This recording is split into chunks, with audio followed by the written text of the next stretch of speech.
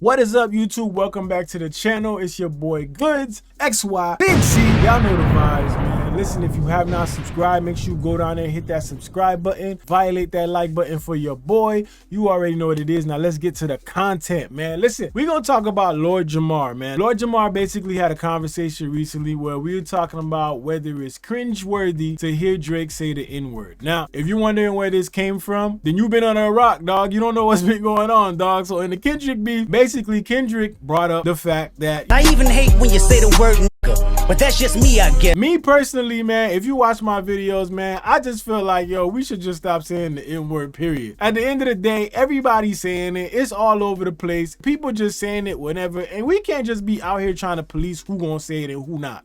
You relax, nigga. You just touched a girl, bro. That is crazy. For the sake of this conversation, this is important, man. So we're gonna talk about, they're just talking about whether it's cringeworthy to hear Drake say the N-word. I mean, Kendrick Lamar made that a question because Drake's blackness has been in question in this beef, and it's only right that we have the conversation. So let's go to Lord Jamar and see what he got to say about it. Before we get into it, shout out to this platform. Thanks for asking. Make sure y'all check them out. Hit them with a sub for bringing this content, man. Listen, y'all know, like I know, man, these YouTube streets for everybody, man. So I want to see everybody do good. So I'm going to always shout out the content that I react to. So shout out to them boys. Make sure you subscribe. I ain't never seen that shit. But what I heard Kendrick say, I didn't hear it in the song. I didn't hear him say, he can't say nigga. I heard him say, it's cringe-worthy when he says nigga. Yes. That's what I heard. He said that. He definitely said that. Yeah. And I totally agree. It is cringe-worthy. You know why it's cringe-worthy? Why is cringe-worthy? Because this nigga don't talk like a Now I get that, because at the end of the day, we've seen so many different versions of Drake. How do we know that this one that says the N-word ain't just another version of him? Because we've seen the version of Drake that don't say it and talks completely different. It's almost like Drake adapts how he talks to people based on who he's talking to. Now I know a lot of people do that in normal life, but Drake is literally like a shapeshifter at this point. My man just out here shifting all types of shapes. Okay, this nigga. Like, have you seen the different accents that Drake possesses? Yeah. There's a Jamaican Drake. There's a fucking British Drake. There's a white regular like Jewish fucking Drake. And then there's this fucking Atlanta. You run to Atlanta when you need a check balance. Let me break it down for you. This the real nigga challenge. Drake. There's also a Toronto Drake, because they got a little fucking slang up there too. Yeah. Like, so all these different Drakes. Listen. That is crazy. The fact that you gotta sit here and name the different types of Drake is wild, bruh. That's crazy, dog. You can sit here and name 7 different types of Drake. How crazy is that? Just imagine, apply this to your life. Imagine you in life having a different version of you for every place that you go to. Imagine your name is Justin, dog. When you go to Starbucks, you Starbucks Justin. When you go to Chipotle, you Chipotle Justin. And when you go to work, you work Justin. When you go to the gym, you Jim Justin. And in every different place, you got a different accent, dog. Don't that sound wild? Well, this is what the fuck Drake is doing, bruh. Which is wild to me. And it's like, nobody has ever seen this and nobody has ever paid attention to this until now. Like, it seems like the way he really talks is like, yeah, you know, and then, you know. That's the real voice, that's the real voice. And then I was thinking that, you know, maybe I could invest my stocks in a 401k, and that way it would really mature in such a way. That's how the nigga talk. Hey, listen, man, if you hearing this and you telling yourself, yo, they tripping, man, what they talking about? Don't act like you ain't heard Drake talk like that, dog.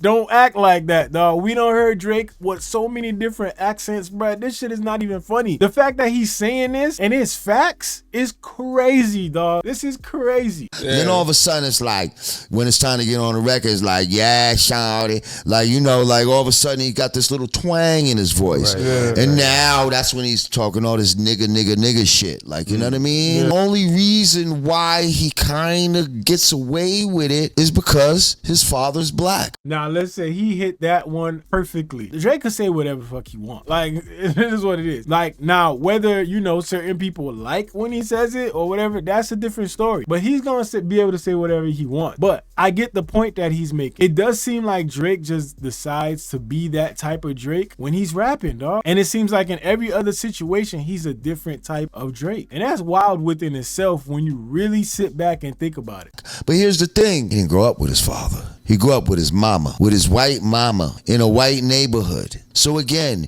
it makes it clear. I could see if you was one of these mulattoes that grew up in a black neighborhood with a black family around black people, and that was part of your vernacular growing up. You ain't really start saying nigga in this kind of way until you started rapping. That's crazy. That's a crazy point, bro. If y'all don't feel like there's something wrong with that, I don't even know what to tell y'all. But that's a crazy thing to think about. That's wild.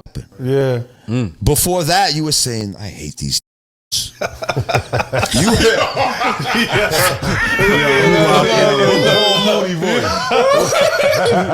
you were like, I'm not like these other with the ER. Hey, I'm Jewish just like you. Don't look at me like these. Right. That's how he said it. You kind of forget. You hear the records on the radio more than you hear him actually speaking. So it's like, you know, that shit is catchy. He does make some catchy shit, you know. And that's the thing, bro. And I feel like that's why Drake been getting away with shit for so long. It's because Drake just make catchy shit. Now is that, you know, he been called out on his shit. And when he's been called out on his shit, the issue here is, you know, not just the fact that he's been called out on his shit. And most of the hits that we heard, we found out that he don't write the shit. So this creates issues for him, and this is why, you know, people question everything he does right now. You know, it further pounds on the fact that people are starting to look at you and think that you are not authentic. And that's the issue when it comes with the entertainment industry. A lot of these people that are your fans, a lot of these people that know you or listen to you, they want to believe that you are authentically who you say you are. And when you have these millions of personalities and these different people that you are in each situation based on what situation you're in, people start to walk away from that. We can't front on that. Yeah. It do make some catchy fucking shit. Do we? But then when you hear him talk, and especially around white people, especially he got on Saturday Night Live and all that type of shit, like that's when he was trying to really show them, no, see, I'm not like the rest of these. I'm different. You saw the little shit, the little clip of him and Rosenberg, and Rosenberg was like, "Do you know how big you're gonna be in the Jewish community?" You don't understand how big you're about to be in the Jew world. You don't understand how big. Like, nigga, I know. Like they already told me. like I've received the blessing. They in the already word. gave me the Illuminati. Aware of this. Wink, wink. Right. You about to be the man. Right. And now fast forward. Yeah. He's one of the biggest rappers. Listen, man, I agree with everything Lord Jamar is saying right now.